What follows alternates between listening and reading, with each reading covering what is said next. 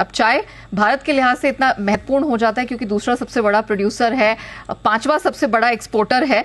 पिछले 3 महीने में चाय पत्ती की कीमतें दुगनी हो गई हैं। जी हाँ, टी बोर्ड ऑफ इंडिया इसकी वेबसाइट पर जितने भी ऑक्शन रेट्स चेक किए, 22 जून को खत्म हफ्ता जो कि लेटेस्ट प्राइस अपडेट है इसका, उसमें चाय की औसत कीमत 225 रुपए प्रति किलो औसत कीमत ये भारत की निकलकर आई है और लगातार 12 हफ्तों से यहां स्ट्रेंथ दिख रही है और कीमतें दुगनी हो गई हैं। उत्तरी भारत की बात करें, उत्तरी भारत से मेरा मतलब है असम, पश्चिम बंगाल, आपके तराई दार्जिलिंग वाले इलाके, उनकी प्लांटेशंस, यहां पर चाय की कीमतें 115% महंगी हो गई हैं इसी टाइम फ्रेम में। दक्षिण भारत में ये जो इजाफा है वो 25% का दिखा। अब कारण क्या है? दरअसल मई के महीने में ये बहुत ही क्लाइमेट सेंसिटिव क्रॉप होती है, कमोडिटी होती है। 20-21 डिग्री का टेम्परेचर इन्हें चाहिए साल के 8 महीने। मई में इतनी प्रचंड गर्मी हुई, हीटवेव हुआ कि उससे फसल प्रभावित हुई और फिर जून के महीने में इन पर्टिकुलर इलाकों में इतनी तेज बारिश हुई है और सूरज की रोशनी नहीं के बराबर मिली। उसके कारण हमने देखा कि यहां पर फसल को बहुत नुकसान हुआ है। असम, पश्चिम बंगाल जो कि देश के 80% चाय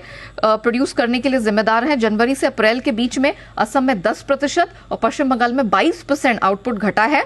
और जिस तरह के हालात हैं, मई जून के लिए भी टी बोर्ड का यही कहना है कि उत्पादन यहां से घट सकता है और उत्तर भारत ज्यादा प्रभावित होगा। 6 करोड़ किलो की यहां गिरावट देखने को मिल सकती है चाय के उत्पादन में।